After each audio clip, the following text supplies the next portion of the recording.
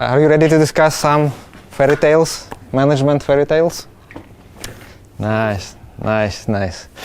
But before jumping to the content, I will start with the most important slide of any presentation. This is self-introduction. I am Uladzimir or Vlad. Jerzy say my surname is quite, by the way, it's Polish, but written in Belarusian style, because my grandma was Polish, by the way. I'm senior engineering manager at Sport Radar. We are sport data media company. The office, by the way, is like 200 meters from here. I've been building products for around 15 years. I'm really passionate about technical excellence and product mindset. So always working on the edge between engineering and product. My work hobby is organizational design and behavior, which is now with AI era is almost it's dying, by the way. I'm lifelong learning, workshop facilitator. I love sharing knowledge, love participate in workshops, love conduct some workshops in all of my companies. I'm parent of first grader and really love long walks. And sometimes I write some blog posts and publish them at my blog. Okay, let's go. What we will be talking about today. So engineering management has lots of laws, theories, best practices. But unfortunately, engineering management in overall, it's not a math. There is no strict way to prove those concepts. At the same time, in management, we'll use those laws as a given, the same way as in math, as math theorems, justifying our decisions. So in this presentation, I would like to challenge five very well-known engineering management laws, theorems. And if you ask me what is the goal of my presentation, I'd say this is first to try to think us outside the box, to try to challenge this, how we call it, conventional wisdom, and try to understand how and on what we base our decision, on what our decision rely. Disclaimer. So if you're expecting some practical talk, you'd better leave now and don't give me bad feedback later. So I'd say this is quite toxic talk. There's lots of concerns, complaints, no solutions, but it's my talk. And there will be quite a few questions to you, to the audience, so that's why I propose to squeeze a bit. Ladies don't want, but okay. So what we'll be discussing today, these 5 laws. Tuckman stages, tragedy of commons, Conway's law, best practices, and cognitive load. Let's go to the first one. Myth number 1, Tuckman's stages of team development. How many of you know what is that? Okay, 1, 2, 3, almost. Okay, half the audience. Let's quickly, my short summary. Now we know. Yeah. No, okay. Okay, but it's my presentation. Okay, short summary. For in 1965, Bruce Tuckman published an article which was called "Stages of Group Development." In short summary, he said that any team, when during its development, passes through 4 stages. Later he added fifth one, but it doesn't matter. And these 4 stages of the development correlate with the performance of this team or effectiveness of this team. So we start with, when the new team is formed, we start with the forming stage, what is some neutral, let's say, starting performance. Then when people start expressing themselves, conflicts raise, performance drops, we go to the storming stage, then people adjust to each other, we move to norming stage, performance starts growing, and at some point the team reaches its maximum performance, maximum effectiveness, and we call it performance stage. Okay, now raise a hand who knows what is Tuckman stages? A bit more, yeah. Okay, question to you guys. What are the implications of Tuckman's theory, maybe the most famous or any implication of the Tuckman theory in software development? Okay. How we use them? Which decisions we justify based on this theory? Anything that comes to your mind? Hiring people. How hiring? If the team more or less has to be ready to get a new member, so to speak. So if we take into account that hypothetically they are storming or whatever, then adding a new person to the mix probably wouldn't benefit the team. Again, hypothetically. Thank you. Any other ideas? If you ask me, it's a great example, by the way. Thank you. If you ask me, I would say this is like the main, maybe the most cited, or if you open Medium, this would be the most often example, like long-lived teams. Like if team doesn't live enough time, it can't reach its peak performance. You will read it in LinkedIn, in Medium, even last time I read it in maybe in Harvard, some article in Harvard, some big US university. Next question for you. Has anyone of you read about these stages not from Medium or other blog posts? Whoa. Whoa, nice. It's very smart audience. I wasn't prepared for it. Okay, so, and here we come to the first note of this presentation. There will be quite a few of them. Let's say it's keynotes of the presentation, main ideas. So I will quote Craig Larman. If you want to clear fog on the management ideas, read the original. I read it, I hope people as well. And let's try to look at this original, what was there. So, again, as I said, Bruce Tuckman published this article in 1960s. So just a bit earlier, Agile, DevOps, and like software development as we know right now. Even more interesting how he conducted his research. He analyzed 50 articles and 22 a bit later. And key word here is analyzed. So there was no field research. He was during his career he was gathering some, collecting articles or works of other practitioners, some researches about team developments. Let's say read it and come to some conclusion which was published in 1965. Even more important, even more interesting, what was in this research. 26 articles, like half of them were about so-called therapy groups. What these groups is, this is like, let's say, team, yeah?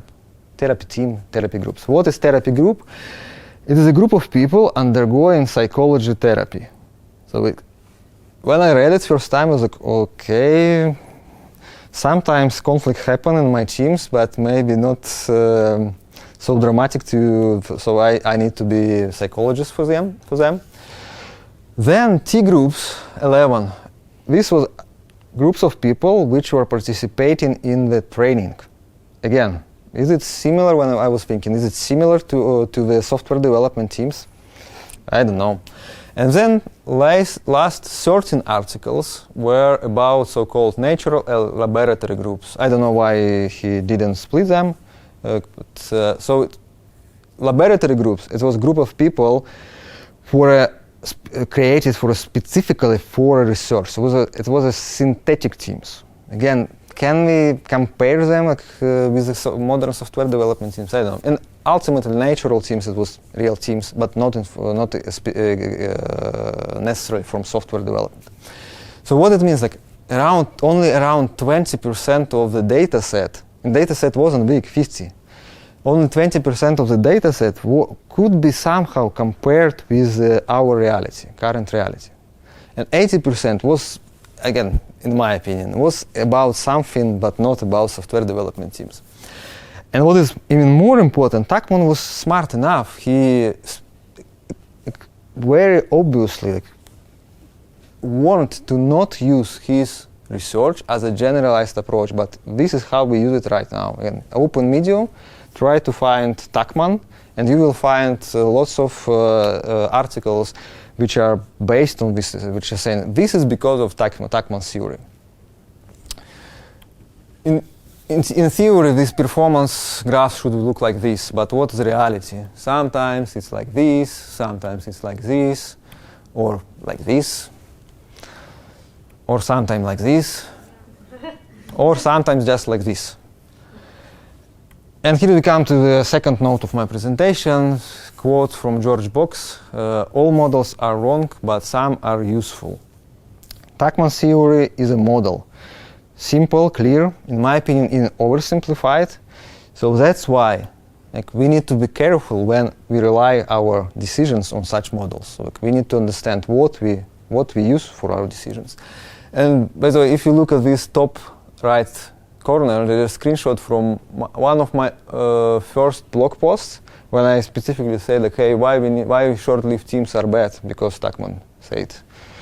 I haven't read original when I wrote this article. I regret. Okay, now we go to the next one, the tragedy of the commons. Another common myth with somewhat uncommon title. Does anybody know who is that, tragedy of the commons? Okay, super smart audience. I'm surprised. Okay. So it's all about cows. It's a joke. So history moment. In 1968, professor of biology Garrett Hardin, ecologist, published an article, a great article, which was called "The Tragedy of the Commons," and it became so popular, incredibly popular that the popularity grew so much that now many people refer to it as a law, as a given. So what was in this article? So Garrett Hardin was describing a problem of shared resources. So the idea was, like, in very short summary of this of his work was, if some people have access to some unlimited access to some public resource, they start overuse it, and ultimately this resource could be broken. They could destroy the resource. And the most famous example from his article was pastures. When herdsmen, when they have access to these public big pastures, they only care about their herd, about their cows. They start growing number of cows more, and ultimately all of them suffers because cows ate all grass. But in reality, this public resource could be anything, like fisheries, forest, even fridge in the office. It's a public resource.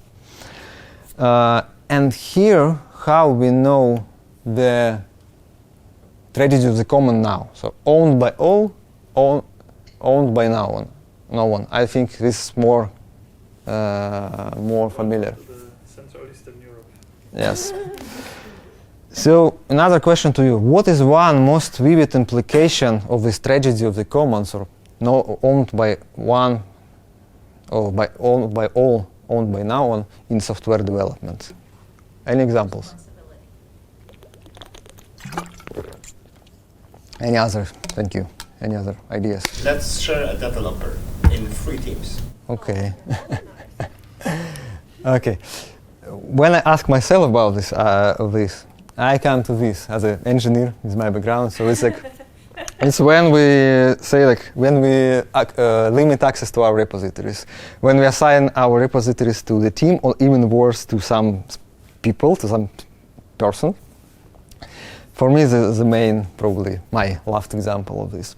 And we say, because if everybody owns our code base, it would be shitty code base. Okay, let's go. Let's remember our first note. Read the original. So I wanted to highlight that I shared not the whole story, but I shared this. I shared what now is known about this work, about this tragedy of the commons.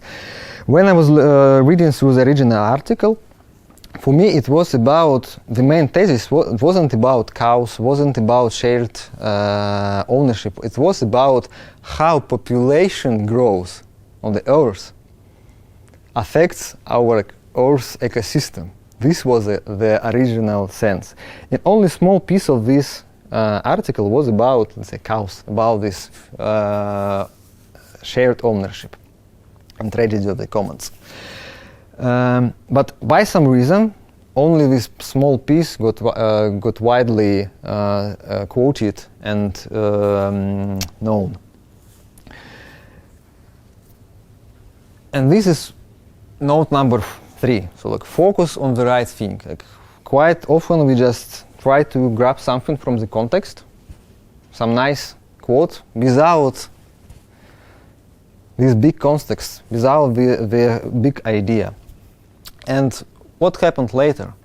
So in 2009, this smart lady, Ellen Ostrom, won. It was the first lady who won a Nobel Prize in Economics, and she won it for her work about how to govern commons. So basically, she challenged the idea of this tragedy of the commons.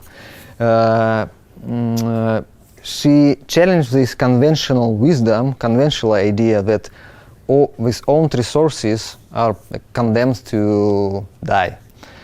And by the way, I forgot to mention, in the original article, it's an important thing, Garrett Hardin also provided 2 ways, 2 suggestions how to solve the tragedy. He said, like, to prevent public resource from dying, you either need to create centralized government, or governance, let's say, or how lots of basically example with this code repositories is like it's a case of this centralized government, or you need to sell your public resource to the private property. There was 2 ways how to solve the problem. But Ellen Ostrom, in her work, she proved and won a Nobel Prize that this tragedy is not inevitable. She also proved that she called it communities can self-organize. She proved that she also provided 8 prerequisites, or how she called it, design principles for success of self-organization. She also proved that, okay, so how it was called, polycentric governance, or like shared ownership works better than centralized governance, and private property. And yep, also she pointed out how and emphasized how important aspects of trust and social norms in this area. So note number 4 is be cautious with conventional wisdom, because too often conventional wisdom in reality is a conventional stupidity. Okay, here we go to my last one, Conway's law. First of all, I must admit that I'm using a dirty trick. Conway's law is not a myth. It's quite great observation of a smart person. But there are so many myths and misunderstandings surrounding this concept. And I must also admit that this item was inspired by Craig Larman's presentation at some last conference. How many of you knows what Conway's law is? Okay. Nice. Okay, this is how we know Conway's law right now. Any organization that designs a system defined broadly will produce a design whose structure is a copy of organization's communication structure. Who have heard this? No? A bit more hands.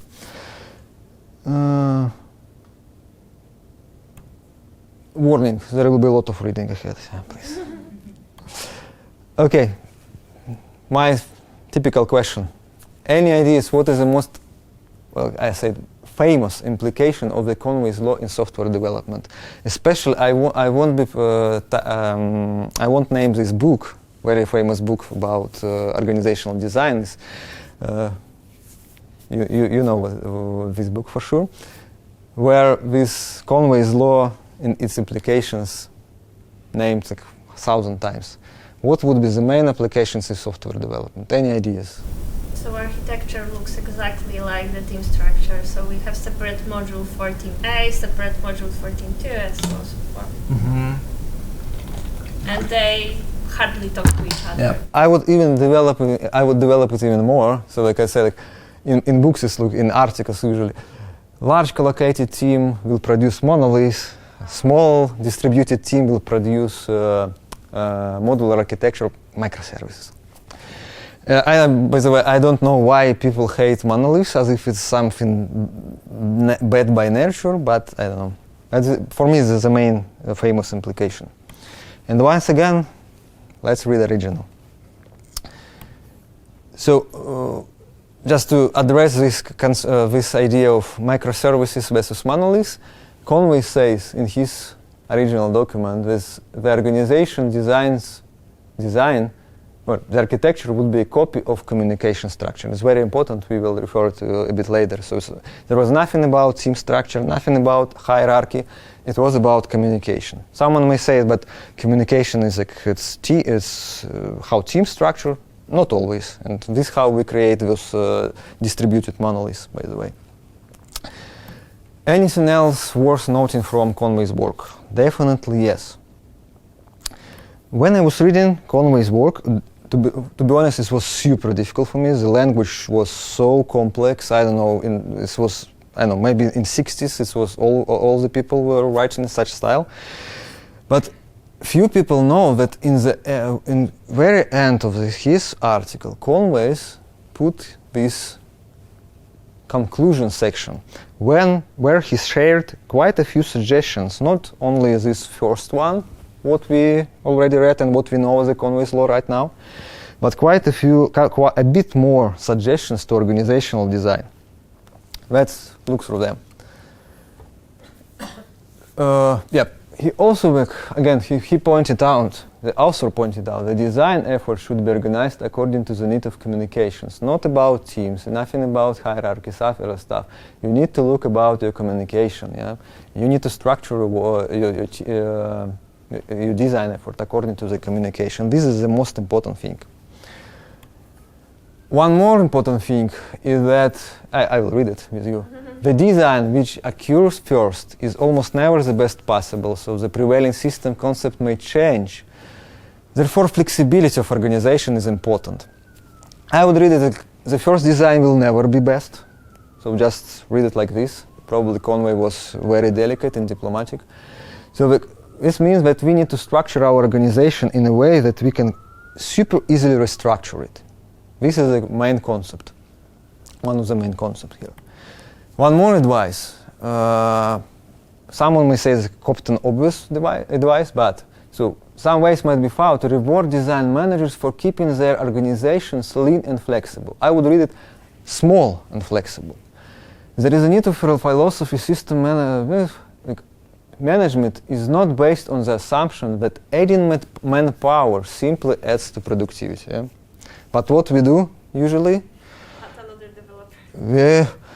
We need more features. Let's hire 5,000 developers, and then in half a year after this feature fucked up, let's lay off all of them. That's what we do. So like even when I joined my current company, we had plans to grow. My question to my boss were why? Why we need to grow? Why we can't solve our problems with 150 people we already have? Why we need 50 more? What was the answer? After the presentation. I wasn't convincing. Okay, and this is my last one, by the way. A bit shortened, but 2 men and 100 men will not design similar system. From experience, the 2 men, if they are well chosen, will give us better design. And that's what usually when people say like, we can't do this with our current team. I say Telegram, which is like handling hundreds of millions users, is developed by 30 people, and they are not growing. And last week when I told this to some colleague, he said it's just a messenger. Okay, it's just a messenger. Okay, bullet points. I'm not going to read through them. It's the bullet points of Conway's work, not law, Conway's work for me. Inverse Conway maneuver. Not going to ask again. Who knows what is that? No. Okay. So inverse Conway maneuver is a. I asked, by the way, I read it. I asked ChatGPT to tell me what is inverse Conway maneuver. Inverse Conway maneuver, is a proactive strategy to align an organization's communication and team structure with a desired software architecture. Instead of letting an organization communication structure dictate the software architecture, this method deliberately changes the organizational design to achieve the specific, more modular and distributed architecture. Even ChatGPT says so we say like, let's structure our organization. We have some architecture, some vision. Let's structure our organization in a way to achieve our architecture. Now? Okay, some hands. But again, this is a concept with so many misleading things. Let's read the original, of course. But question to you: the one who answers this question will get some prize from me. When Conway's law was developed in 1965, when Conway developed inverse Conway maneuver. He didn't? Yes, he didn't. Yeah. So let's read the original. So inverse Conway maneuver was published in 2011 probably by two ThoughtWorks employees. In the original article, which is called, top left corner, dealing with creaky legacy systems. This was the title of the article. So it basically was about how to deal with creaky legacy systems. And in this article, they were giving some advice how to ease people's life those people who work with legacy systems. Let's say like this. Here, this is a part of their article about the inverse Conway maneuver. I highlighted the most important things, in my opinion. Oh, they said, dysfunctional organizations tend to create dysfunctional applications. Okay, it's Conway's law. You can't fix problem within the same mindset that created it. May make sense.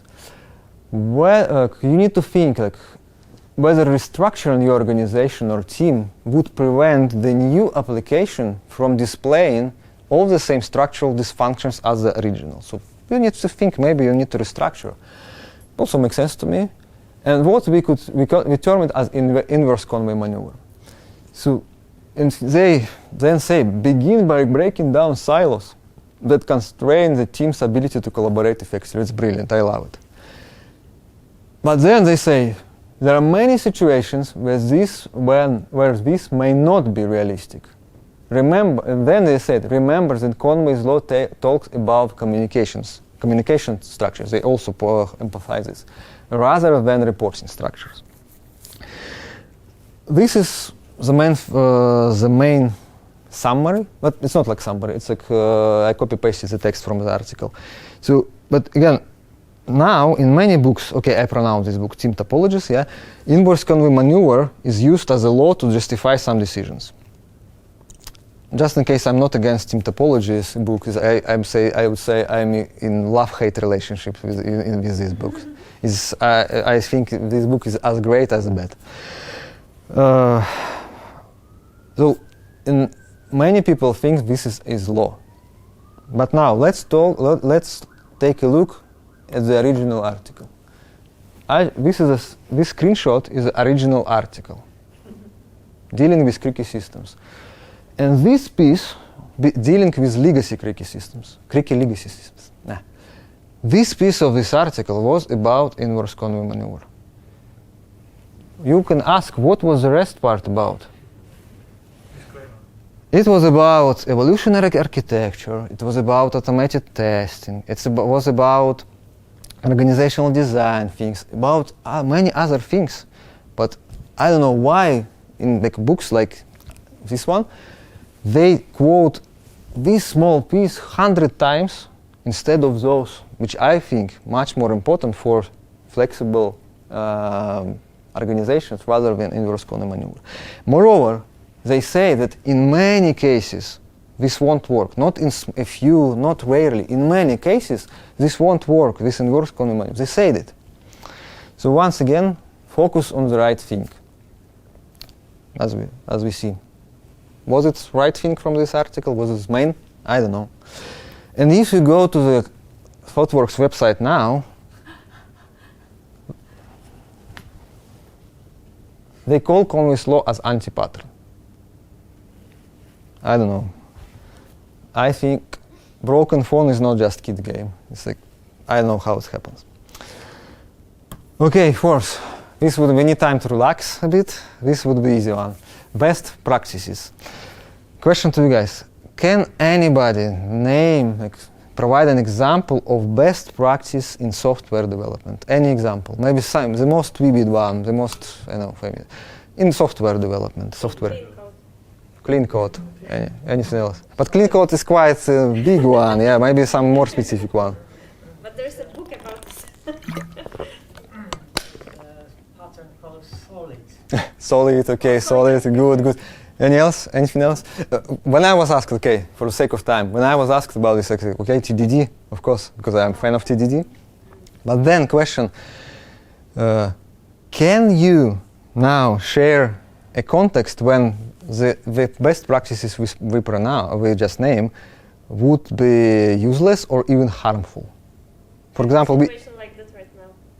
So architecture destroys our velocity. Or with TDD, so I know a few, not many, but a few startups with great people, but they failed just because of this. Who said clean architecture? Yeah. Trying to have 150% code coverage, everything, instead of validating and finding the product market fit. But why? You're a garage startup of 5 people. Why you need to? You will rewrite your code next year completely. So what it means that we are managers. Management is not about copying the best from all the companies. It's about understanding the context. Yep, I know you sound like you think, oh, I come to this presentation to hear these obvious things. Yeah. So, but in so many cases, and recently in my company, when I had a conversation with very seasoned engineers about some technical solution, I asked why you prefer this one. One of the judgments from them was, this is an industry best practice. It's like, okay, is this like valid judgment? Something what is best practice in Meta, probably not the best practice in Google, and maybe definitely not the best practice in a garage startup of 10 people. Okay, last one for today, cognitive load. Once again, dirty trick, cognitive load is not a myth, but again, the same as Conway's law, using the trick to grab your attention, but there are so many misunderstandings, so many, again, Tim Tabuldris as well, about this concept, about this idea, so I want you to talk a bit about that. Okay, traditional question, who at least heard about this, cognitive load? Oh, a few hands. Okay, moment history. So cognitive load theory, originally it was called theory, was developed in 80s by John Sweller and his team. And they were working in educational field, and basically they were looking for ways how to improve, how to help learners educate more effectively. That was their goal. And that's how, during their research, they created the cognitive load theory. If very shortly, briefly, I need to describe it, the most important things are, first, our memory can be split up into two areas. Working memory or short-term memory, which is limited, and long-term memory, limits of which are unknown by science. And second important things, there are different types of cognitive load. 3 of them: intrinsic load, extraneous load, and German load. intrinsic load is a load, cognitive load, which is like is the intrinsic complexity of the task. Let's just small example, show a simple example from math. If we face two equations, 2 plus 2 in some differential equation, probably differential equation would be a bit more difficult for us to solve. It's like because of intrinsic cognitive load of this equation is a bit higher. Then there is a extraneous load. ChatGPT made a mistake. Yeah, extraneous. This is a, let's say, load which should avoid. In educational field, it was about poor design of materials, poor documentation, some distraction, mental overload, I don't know, anything what doesn't help us to learn. And this is bad. This is what we need to avoid. And last, but almost always forgotten, is a German load. Is a load which help us develop expertise. So what it means, like, this example with this differential equation. When we face it for the first time, it's super difficult for us to solve it. But then, if we are given with some guideline, we will go through this guideline, somehow solve it, and next time when we face differential equation, but probably it would be a bit easier for us to solve it, because German load helped us to create, how they call it, mental schemas, and then basically German load later reduces intrinsic load. But then this was from educational field. It was nothing about software development. So this means we need to translate this to software development. And I borrowed this translation from a great book from Jürgen de Smet and Victor Grgic, Navigating Complexity of Cognitive Load. They say, like, intrinsic cognitive load. That's the effort needed to change the software product. Extraneous cognitive load, that's the effort needed to read basically our code and understand when to change this software. And German cognitive load is basically this effort needed to develop expertise. Basically, when we first time working with AWS or with Kubernetes, whatever, we need to learn how to work with this. Yep, we will be quite cognitively loaded. Question to you. What is the most common way to reduce cognitive load of a software development team?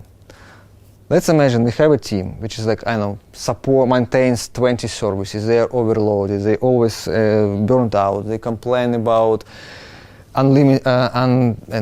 so many bugs, customer requests, incidents.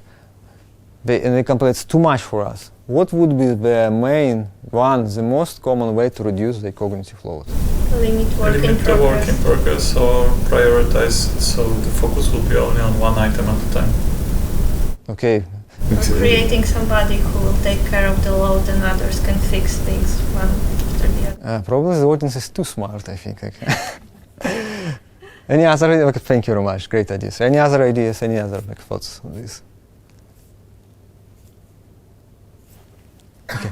Last time when I faced this, I was suggested to hire more people and create two teams. And create two teams. Yeah, because we wouldn't like to jump to the obvious solution. Oh, this was about the most common, but okay, the most common. Yeah. Yeah, but we will discuss it later. Or fire the QA department because they are finding bugs, so they are responsible. Yeah, for will the be bugs. no bugs. Yeah. Okay. Myths about cognitive load. Let's go quickly through them. Quite often you will hear it, cognitive load is about memory capacity. It's not.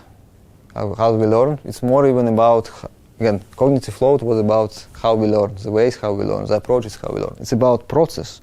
Yep, memory is limited, working memory, short-term memory, but long-term memory is unlimited. Then some people, I mentioned it, that's probably why I have hate relationships with Team Top. By the way, the session is recorded, I forgot it. Now my comments are in the internet. Why I have hate relationships with Team Topology's book? Because they just say that cognitive load is bad, you need to reduce cognitive load of your teams. But we learned that there is a bad cognitive load, extraneous load, which should be reduced. There is this, let's say, neutral, this intrinsic cognitive load, and there is good cognitive load, German load, which helps us be more, better experts. Then some people say more information, better learning. Very obvious things, but it's like, but quite like so often it happens when maybe the most typical case when you onboard new people, new hires. They got so many videos, Confluence pages, so on and so forth, and then we just surprised why in half a year they haven't produced any commit.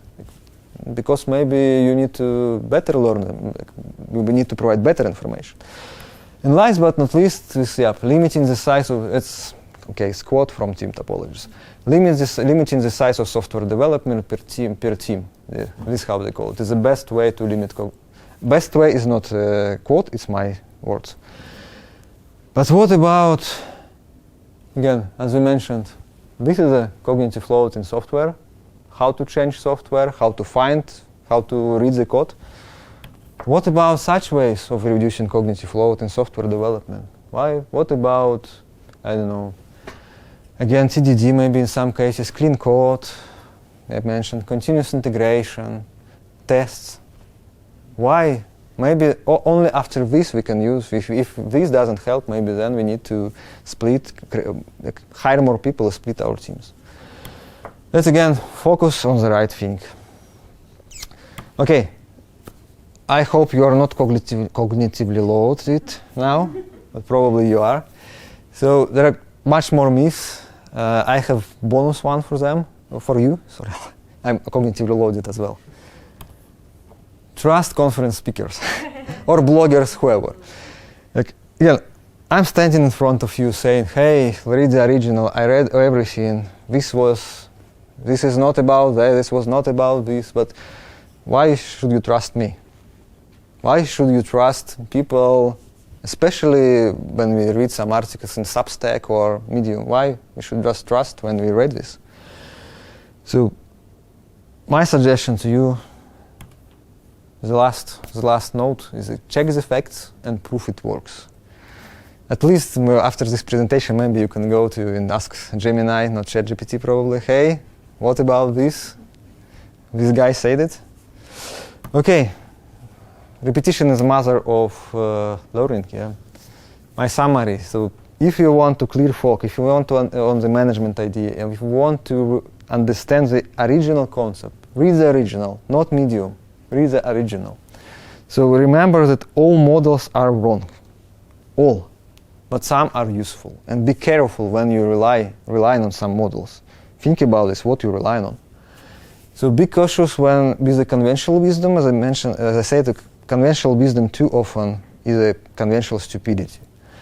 Focus on the right thing. It's like easier to say rather than do, but try to do this. Yeah, try to reread, try to see where this the piece that caught your eye, where it sits in the whole picture. Remember that broken phone is not just kids' game. You have track facts, rate, don't trust anybody. Remember that management is not about copying the best, it's about understanding the context. And last but not least, check the facts and prove it works. I'm done. Questions? What was the inspiration for this presentation? What Inspiration? inspired you to create that presentation? Besides probably being angry with stupid decisions on multiple.